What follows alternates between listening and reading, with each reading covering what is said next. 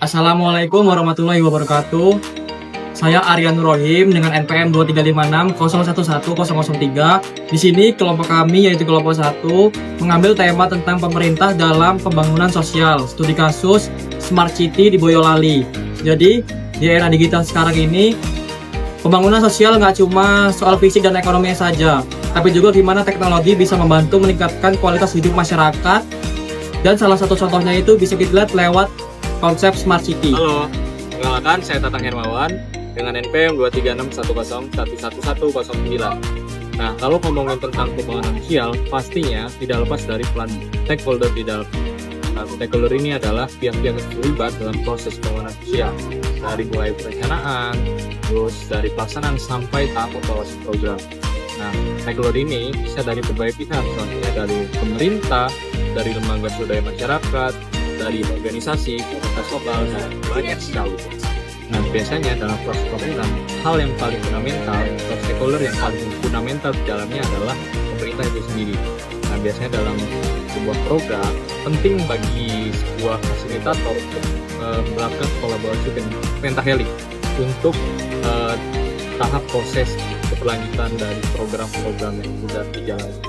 Perkenalkan, nama saya Asari dengan NPM 23560011004 dan bersama rekan saya Muhammad Purnama dengan NPM 23560111001. Di atau kota cerdas pada dasarnya adalah kota yang memanfaatkan teknologi untuk mempermudah pelayanan publik dan meningkatkan kesejahteraan masyarakat. Nah, di sini pemerintah berperan sebagai motor utama yang menggerakkan sistem itu. Mulai dari perencanaan seperti menyusun kebijakan berbasis data, regulasi untuk memastikan keamanan dan keterbukaan informasi hingga pendanaan agar program bisa berjalan tanpa memberatkan masyarakat.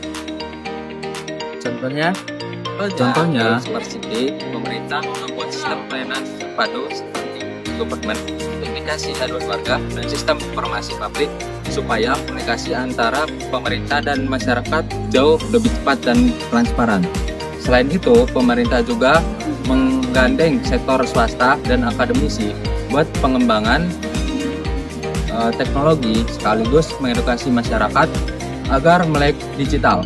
Tujuannya supaya semua orang bisa terlibat aktif dalam pembangunan sosial yang inklusif dan berkelanjutan. Saya Indah Sari Agustin dengan NPM 2316011124. Salah satu contoh penerapan nyata dari Smart City bisa kita lihat di Kabupaten Boyolali, Jawa Tengah. Pemerintah daerah di sana menjalankan program Smart City dengan mengintegrasikan berbagai layanan publik digital, mulai dari informasi kependudukan, layanan administrasi desa, dan aplikasi laporan masyarakat. Hasilnya, pelayanan jadi lebih cepat, data lebih akurat, dan transparansi meningkat. Boyolali juga aktif melibatkan masyarakat lokal lewat pelatihan digital dan partisipasi komunitas. Ini bukti bahwa peran pemerintah daerah benar-benar krusial dalam mendorong pembangunan sosial yang adaptif terhadap zaman. Perkenalkan, nama saya Novia Safitri dengan NPM 23560111010 dan di sebelah saya. Perkenalkan, nama saya Rohani Angelina Nenggolan dengan NPM 23560111005. Jadi bisa kita simpulkan bahwa pemerintah itu mempunyai peran sentral dalam membentuk arah pembangunan sosial mulai dari kebijakan regulasi dan inovasi berbasis teknologi. Lewat konsep Smart City, pembangunan sosial bukan lagi hal yang kaku. Jadi, gerakan kolaboratif antara pemerintah dan masyarakat. Yuk, sebagai generasi muda, kita juga ikut mendukung perubahan ini. Mulai dari hal kecil, seperti memanfaatkan layanan publik digital dengan bijak. Dan ikut aktif menyuarakan ide untuk memajukan bersama. Karena masa depan kota cerdas ada di tangan kita semua. Sekian pemaparan dari kelompok kami. Wassalamualaikum warahmatullahi wabarakatuh.